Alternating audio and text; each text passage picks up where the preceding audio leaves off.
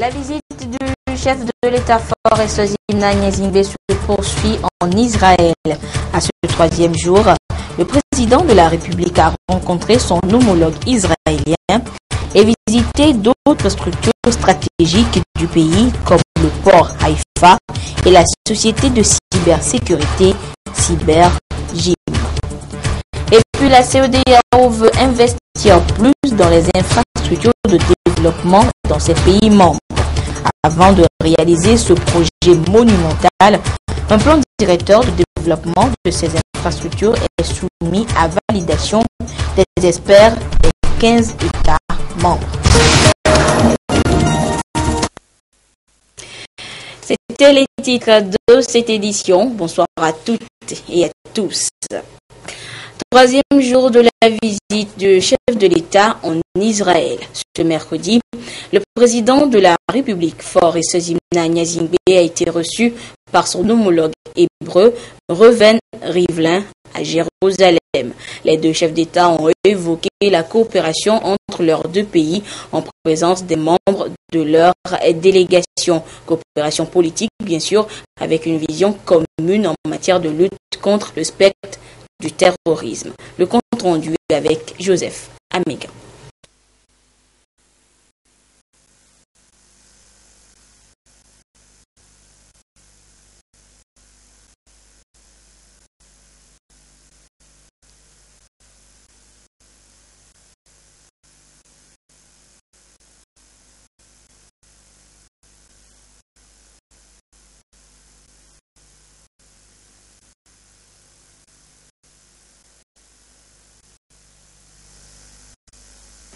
Au troisième jour de son séjour en Israël, le président Faure Gnassingbé s'est rendu au palais de la présidence de l'État d'Israël.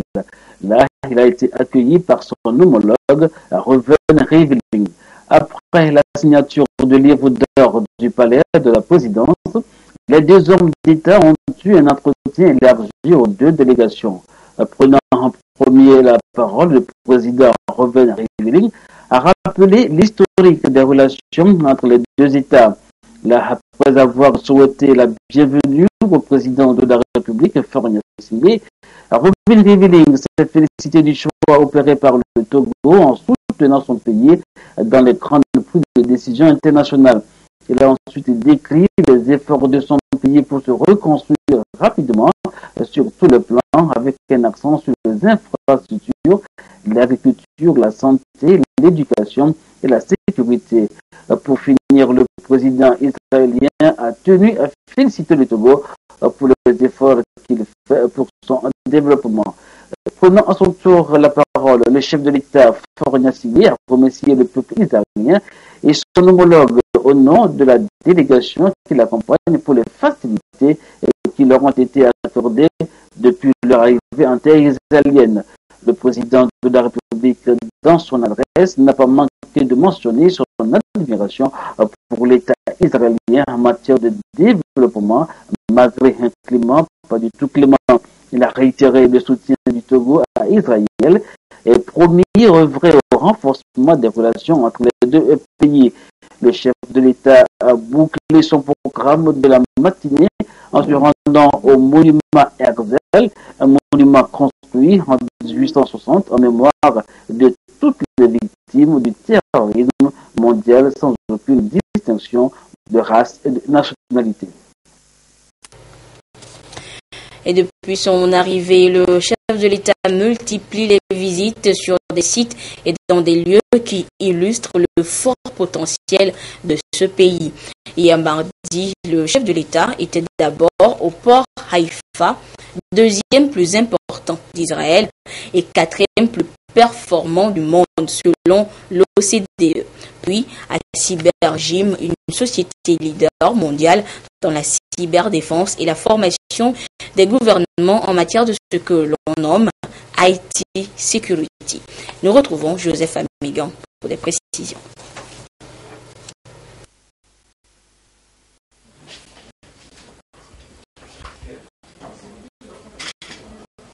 Le deuxième jour de la visite officielle du président de la République Faure Gnassingbé en Israël a été essentiellement marquée par le déplacement du chef de l'État au port de Haïfa, à 100 km au nord de Tel Aviv.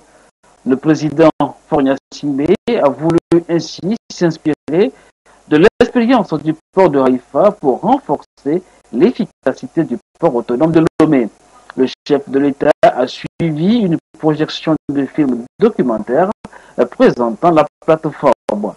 Deuxième port du pays après celui de Ashdod, le port de Haïfa a une superficie de 700 000 m². Avec ces 7 terminaux, il accueille les bateaux de dernière génération. Le port de Haïfa reçoit aussi des paquebots et des croisières qui contribuent à l'essor économique et touristique de la région. Ouvert 7 jours sur 7 et 24 heures sur 24, le port de Haïfa est classé par l'OCDE, 4e port le plus performant du monde. C'est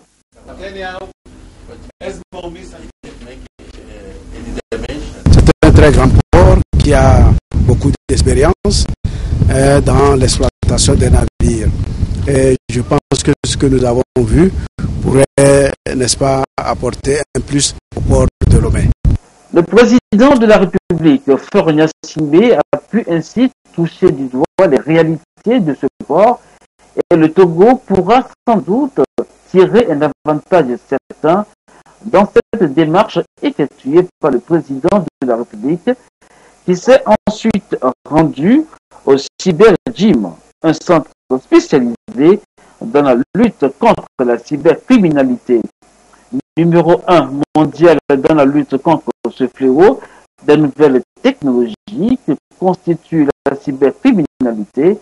La société CyberGym a été créée par l'Agence nationale de sécurité israélienne, avec pour entre autres objectifs la protection des citoyens, des institutions de la République, des banques.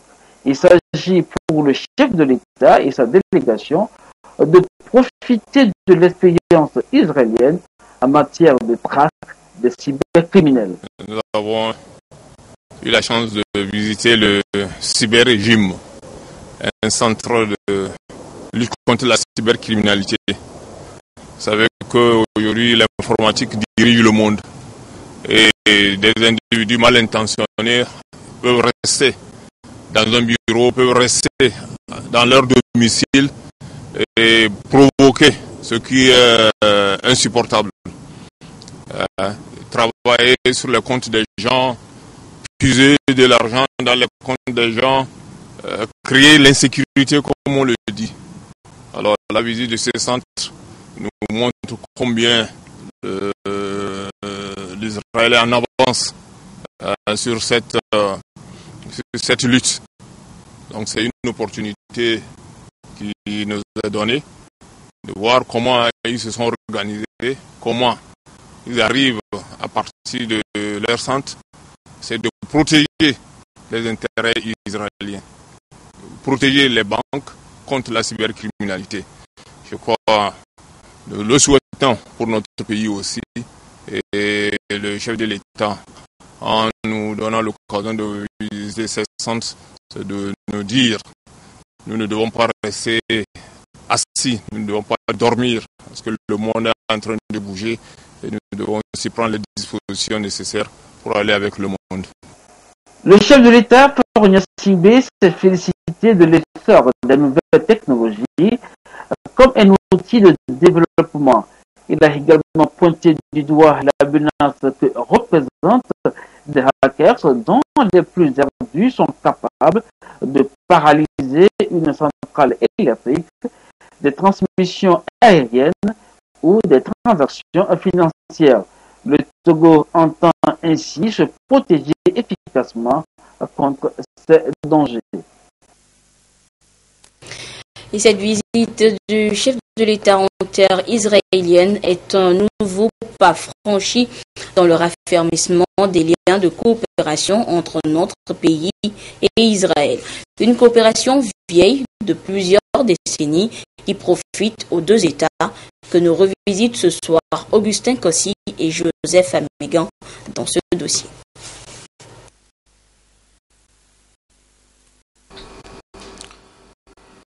La coopération entre le Togo et l'État d'Israël remonte au début des années 60 et elle s'est véritablement consolidée à partir de 2005. Période où la diplomatie togolaise a amorcé un nouveau tournant, une diplomatie active et économique. Dans sa stratégie de diversification des partenaires du Togo, l'État togolais a orienté sa vision vers les pays émergents en faisant de la coopération bilatérale un levier de développement socio-économique et politique.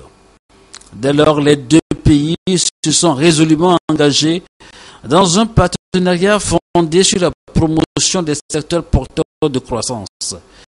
L'accent a été mis prioritairement sur l'agriculture et le développement rural, l'éducation et l'enseignement supérieur, la santé publique, les sciences et technologies, l'économie nationale et relations commerciales, ainsi que l'intégration de la femme au processus de développement. En vue d'intensifier ces relations, une mission interministérielle s'est rendue en Israël en mars et mai 2012 à la suite de 3 visites d'une délégation israélienne au Togo en décembre 2011.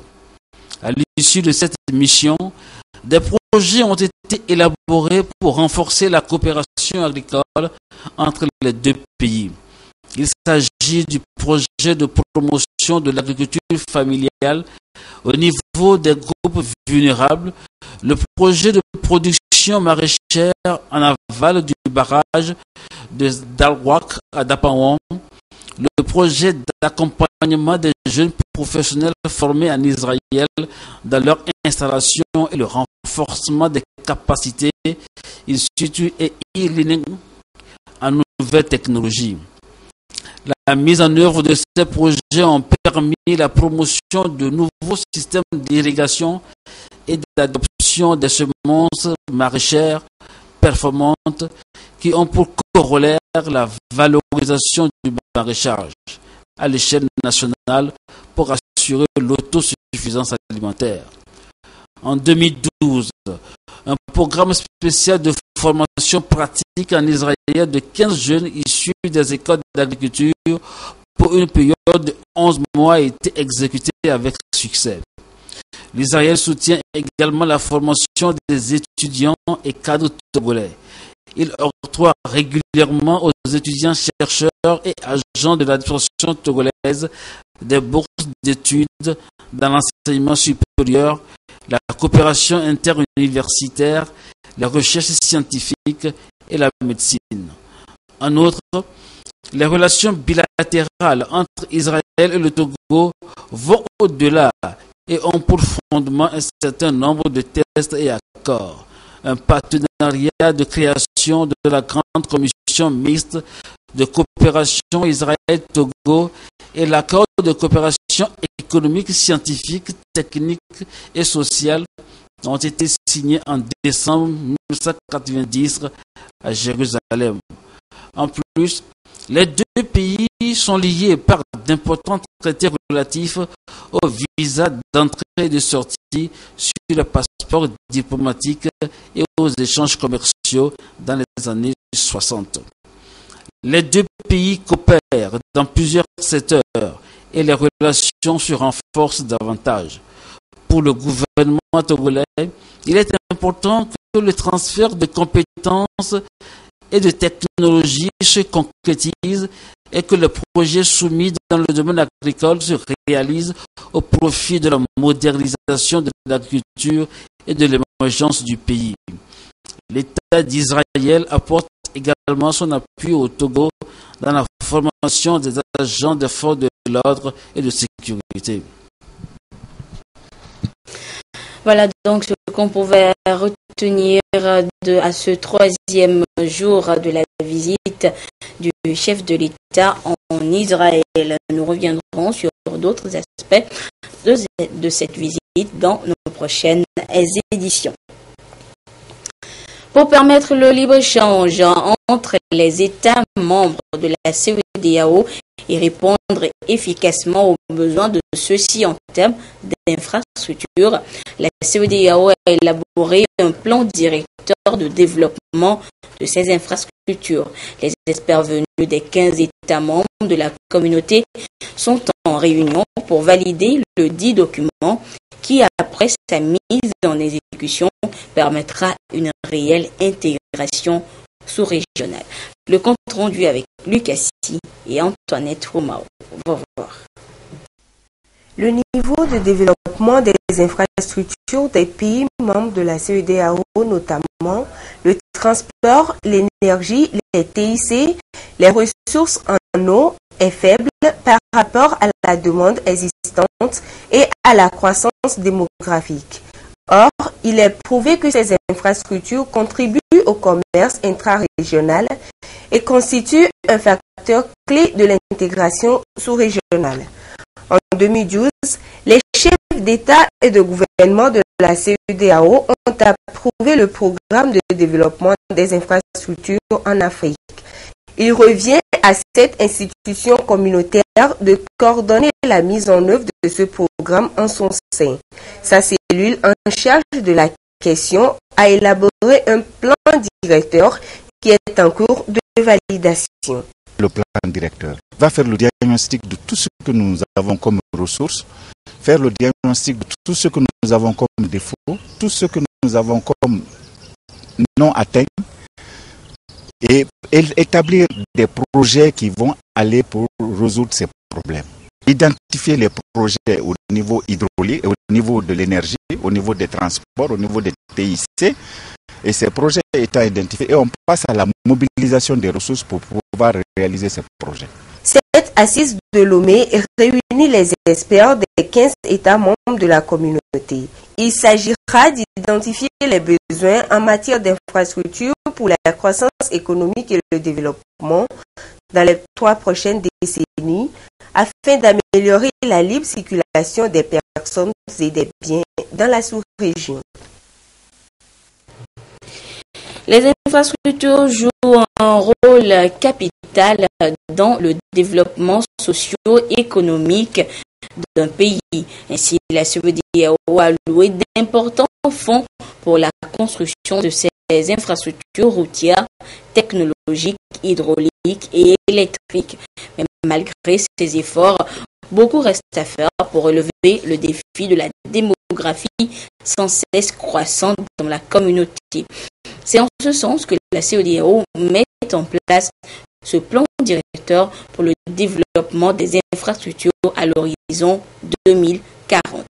L'importance de ces infrastructures dans le développement d'un pays est ce qui est fait précisément au Togo pour la sauvegarde de ces infrastructures dans ce dossier réalisé par Lucassi et présenté par Antoinette Romao. Au revoir. Les infrastructures de transport, l'énergie, les nouvelles technologies et les ressources en eau constituent des ressources essentielles pour le développement. Les investissements consentis par la CEDEAO en matière d'infrastructures ont été importants ces dernières années. C'est le cas de la construction du barrage de Kaleta de 240 MW, le réseau d'interconnexion Côte d'Ivoire, Libéria, Guinée et la construction de l'autoroute Dakar-Lagos qui passe par le Togo. Malgré ces investissements, le chantier demeure encore vaste par rapport aux défis démographiques et économiques.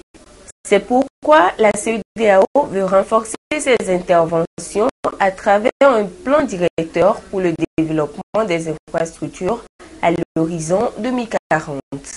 On est en train de réfléchir pour la mise en place d'un fonds régional qui sera alimenté à partir des prélèvements sur les exportations des divers produits de la région. Par exemple, ça peut être des produits agricoles, des produits pétroliers, miniers, gazés. Je donne un exemple, par exemple le Togo, vous avez du phosphate. Le Nigeria a le pétrole, le Niger a l'uranium, la Côte d'Ivoire, Ghana, c'est café et cacao, ainsi de suite. Donc, on a fait tout ce maillage et les estimations ont montré que si les États acceptent la clé de répartition, on peut mobiliser jusqu'à 400 millions de dollars américains par an.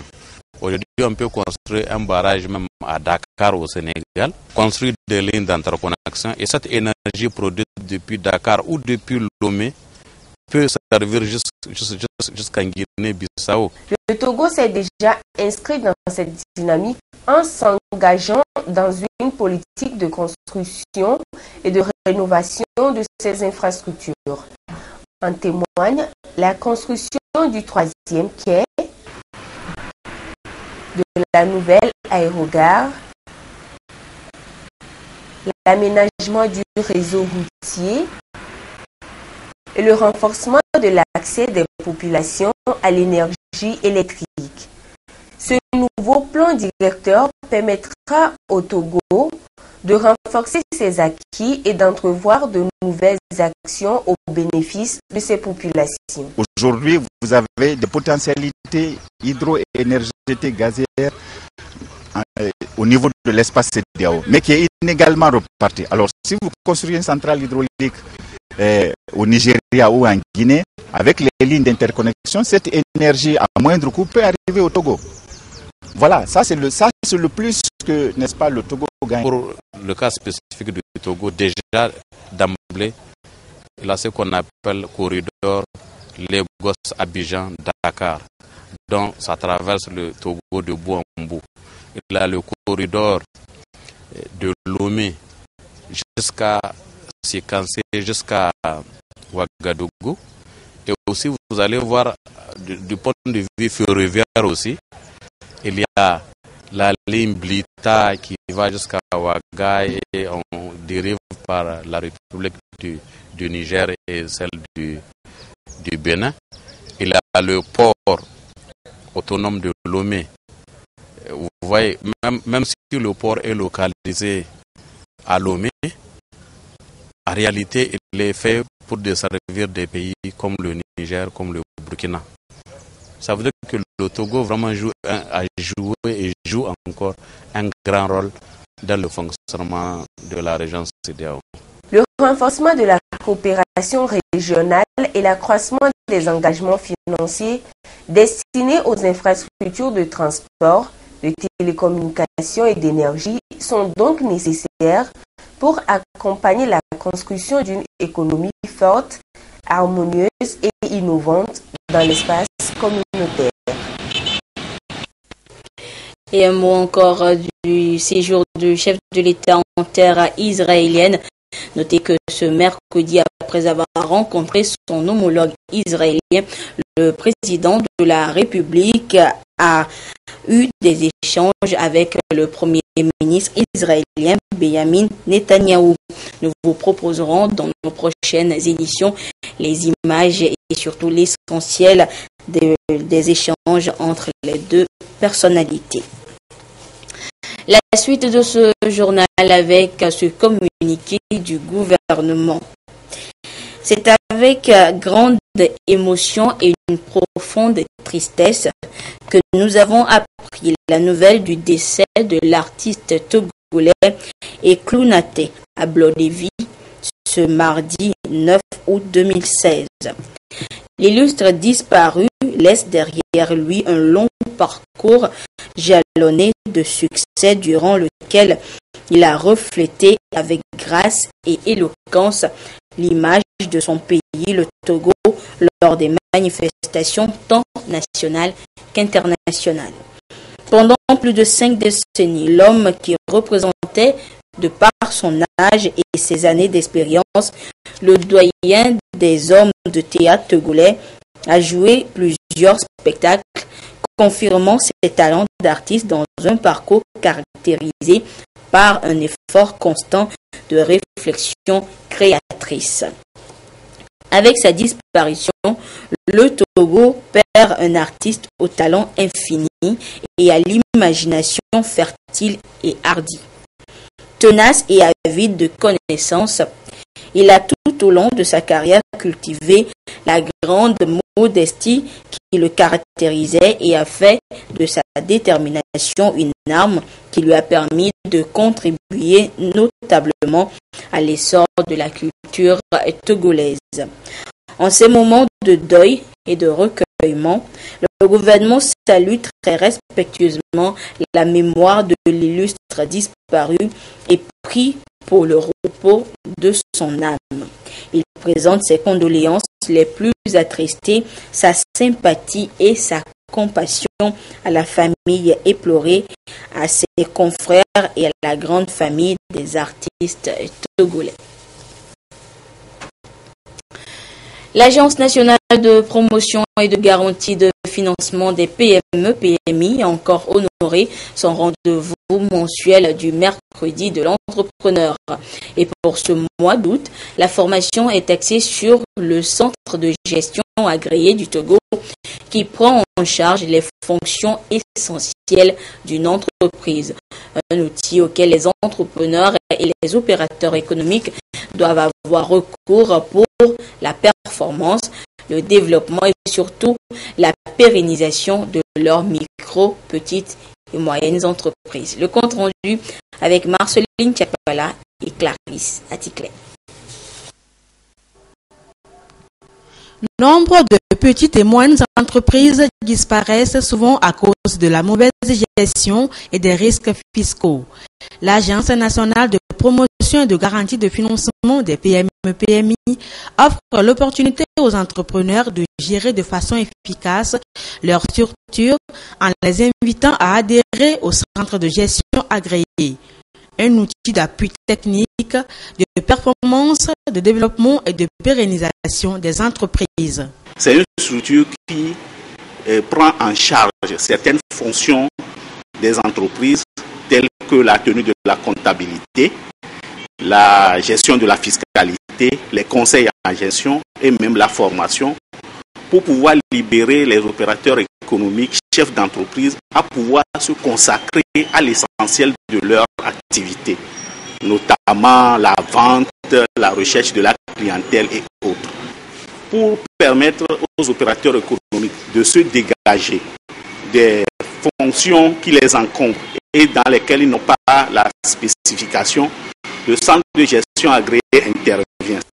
La mise en place du centre agréé de gestion est une directive de l'UEMOA en 1997 dans les États membres pour instituer un cadre de formation en comptabilité, en fiscalité et en audit afin d'aider les entreprises à être plus compétitives et à faire face à la concurrence. Le centre de gestion agréé a pour mission principale d'assurer un cadre harmonieux de fonctionnement des micro, petites et moyennes entreprises togolaises en les accompagnant à acquérir des méthodes modernes de gestion.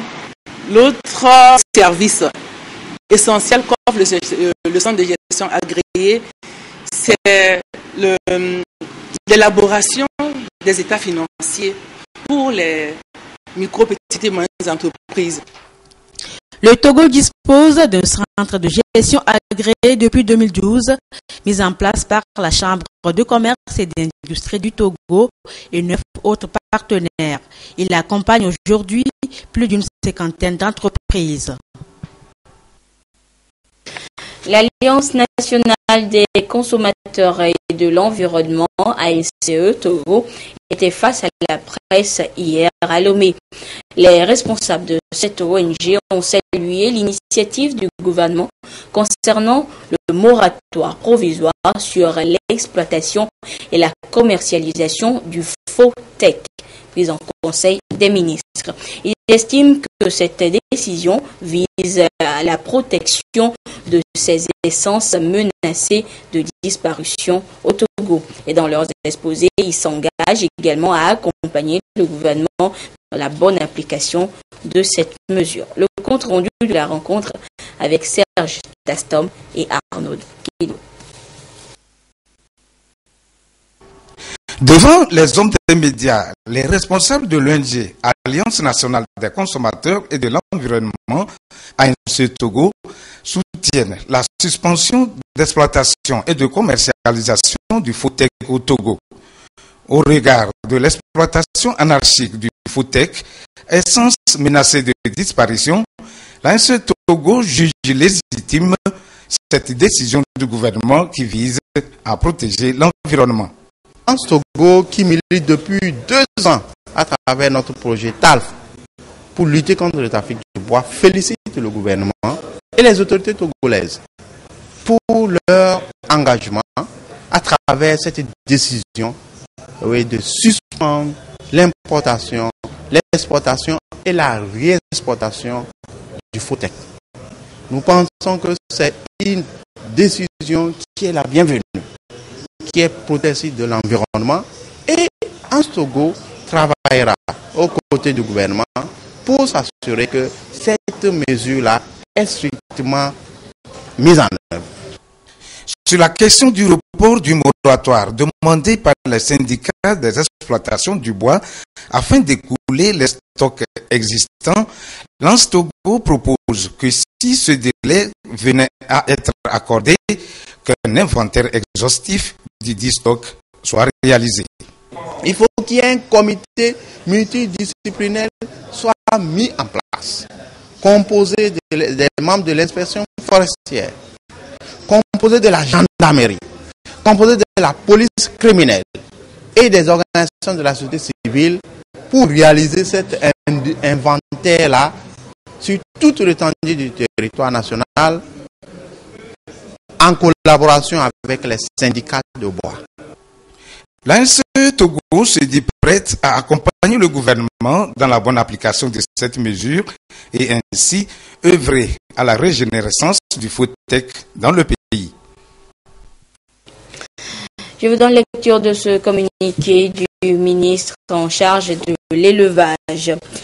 Le ministre de l'élevage porte à la connaissance de toute la population togolaise qu'il est constaté des mortalités de porcs dans la commune de Sokodé, préfecture de Tchaoudjo. Les résultats des analyses réalisées par le laboratoire central vétérinaire de Lomé sur les porcs résiduels se sont révélés positifs, confirmant ainsi la présence du virus de la peste porcine africaine. Le ministre rappelle à toute la population togolaise en général et celle de la préfecture de Tchaoudjo en particulier que la peste porcine africaine est une maladie animale qui attaque uniquement les porcins domestiques et sauvages. Elle cause de fortes mortalités dans les élevages de porcs et n'a aucun effet sur la santé humaine. Elle engendre néanmoins des conséquences économiques graves pour les éleveurs.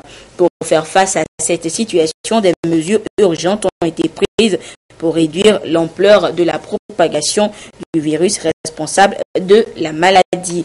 Des mesures qui concernent la claustration stricte des élevages porcins dans la préfecture, le recensement des foyers, l'abattage des animaux contaminés, la désinfection des milieux contaminés et autres.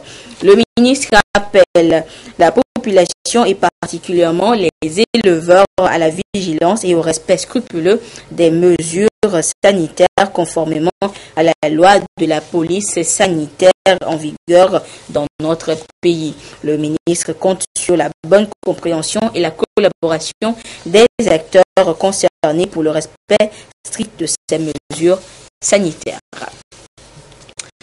La suite de ce journal avec ce nouveau tollé aux États-Unis après les propos tenus par Donald Trump.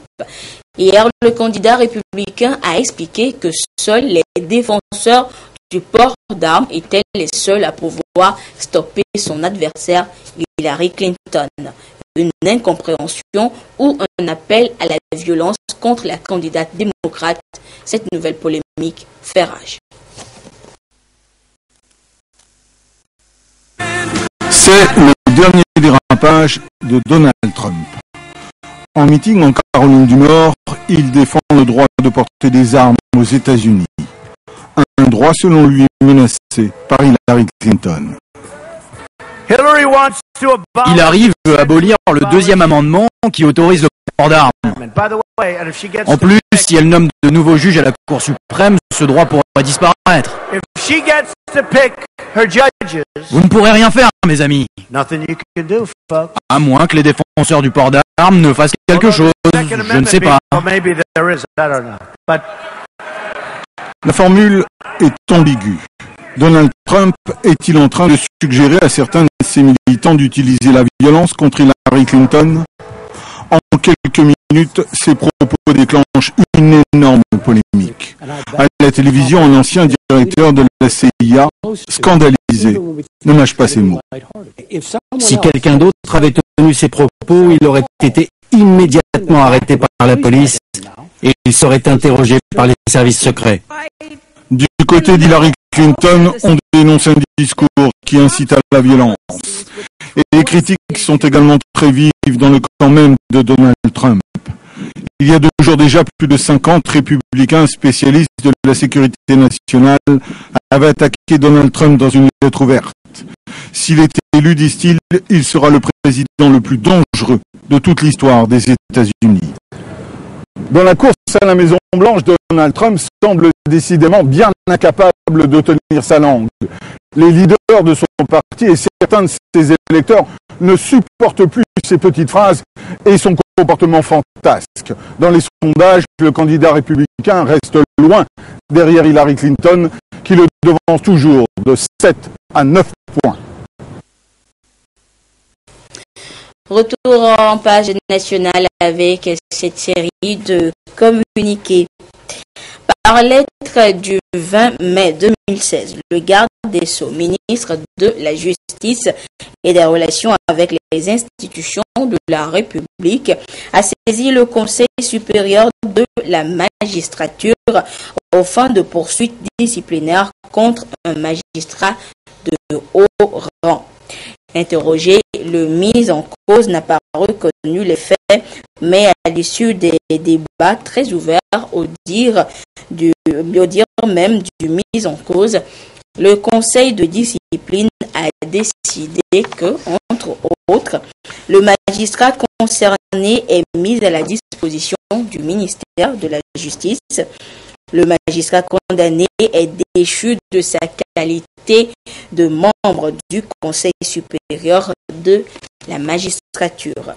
Le Conseil supérieur de la magistrature exhorte une fois encore tous les magistrats au respect scrupuleux des règles déontologiques contenues dans le statut des magistrats et la directive sur l'éthique et la déontologie du magistrat. Cet autre communiqué à présent, poursuivant la série de prises de contact avec les organisations professionnelles de la presse, la Haute Autorité de l'Audiovisuel et de la Communication HAC a eu une séance de travail avec le nouveau bureau de l'Observatoire togolais des médias OTM lundi 8 août 2016 au siège de la HAC à Lomé. La délégation de l'OTM était conduite par son président, M. Aimé Ekpe. Les échanges ont porté notamment sur le partenariat riche et fécond que la HAC voudrait instaurer avec l'OTM au service de la presse togolaise. D'autres questions relatives à la consolidation et à la protection de la liberté de la presse, à la définition du statut du journaliste, à l'exercice du métier du journaliste et de technicien de la communication et au fonctionnement des médias ont été également abordés au cours de cette rencontre. Dans le cadre du renforcement de leur partenariat, la HAC, l'institution de régulation et l'OTM, l'instance d'autorégulation, ont décidé de relancer les discussions visant à l'actualisation et à la signature d'un protocole de co-régulation. La mise en œuvre du protocole de co-régulation, une des recommandations des États généraux de la presse, permettra à la HAC et à l'OTM de travailler à faire revenir la confiance dans le secteur de la presse au Togo. Par ailleurs, la rencontre a également donné l'occasion à la HAC et à l'Observatoire togolais des médias OTM d'inviter les personnels, les professionnels de la communication au respect de la déontologie et de l'éthique de leur métier en vue de la promotion du professionnalisme, des valeurs citoyennes, de l'unité nationale et de la paix. Un appel à l'union et à la solidarité des organisations professionnelles de la presse ainsi qu'au renforcement de la confraternité au sein de la profession a été lancé à cette occasion. Et pour finir ce journal, je vous amène maintenant à Bassar. Bassar, où a eu lieu la finale du tournoi de football organisé par l'ONG Avenir Enfance Togo. Le compte rendu avec Nestor Monzo sur place. Le tournoi Avenir Enfance Bassar a été joué durant un mois, du 8 juillet au 7 août. Il a regroupé 11 équipes issues de la commune de Bassar. Open FC, 11 petits éperviers noirs de Wadande et JSB, Jeunesse Sportive de Biakabé, sont les équipes qui ont eu leur qualification pour la finale. La première partie de cette confrontation a été plutôt décevante. Les imprécisions dans les transmissions ont fait que le jeu a manqué de vivacité. Pas d'action d'éclat et les deux gardiens de but ont passé une mi-temps tranquille. La deuxième mi-temps a été meilleure techniquement par rapport à la première. Le jeu est mieux construit, surtout du côté des Blancs de Open FC. 7 minutes après la reprise, Open FC bénéficie d'un coup franc à une vingtaine de mètres du début de la jeunesse sportive de Biakabé. La frappe du capitaine Kisao Faré est repoussée par le gardien, mais Wakenyani, qui a surgi, offre le premier but à son équipe. JSB a attendu les dernières minutes du match pour véritablement attaquer. Afissou Bende sur cette action, puis Albert Wadja sur celle-là ont failli rétablir l'équilibre. À la toute dernière minute du match, ce sont les 11 petits éperviers noirs de Wadande qui vont aggraver le score. Obote Uno tente un lobe et réussit à inscrire le deuxième but de Open FC qui remporte cette compétition à mettre à l'actif de l'ONG Avenir Enfance Togo AET. L'ONG Avenir Enfance Togo qui soutient les enfants, qui accompagne les enfants. En organisant ce tournoi ici à Bassar, nous avons 3 objectifs qui nous motivent. Le premier objectif, c'est de faire la promotion de l'éducation scolaire à travers le football. Et nous avons voulu, à travers ce tournoi, aider tous les enfants en vacances qui sont des élèves, leur donner des fournitures scolaires pour qu'ils puissent préparer pour la rentrée scolaire. Et le deuxième objectif clé, qui a été celui aussi de soutenir les enfants qui soit jouant le football ou ne jouant pas, mais n'ont pas les possibilités d'apprendre le métier. Donc ce tournoi a permis de prendre déjà 11 jeunes ici à Bassar que l'ONG va accompagner dans l'apprentissage du métier pendant 3 ans. Et le troisième objectif, c'est que ce tournoi va permettre à Guikiti de Bassar d'avoir des pépinières de joueurs qui vont commencer à faire la relève. Donc pour moi, c'est une satisfaction totale d'avoir que pendant un mois, 11 clubs ont pu compétir. Ça a été l'apothéose, une fête et nous sommes vraiment contents. Tous les joueurs des 11 équipes participantes ont reçu donc des cahiers. Sur place, les jeunes sélectionnés pour bénéficier de la formation professionnelle ont obtenu le document d'engagement de l'ONG Avenir Enfance Togo. Le joueur Noureddine Tagoy de Éclair FC de Banida a été sacré meilleur buteur du tournoi. La coupe mise en jeu a été remise au capitaine de Open FC de Wadandé. Voilà, ainsi se referme cette édition. Merci à vous qui l'avez suivi un peu partout grâce à la télévision togolaise. Excellente suite de nos programmes. Au revoir.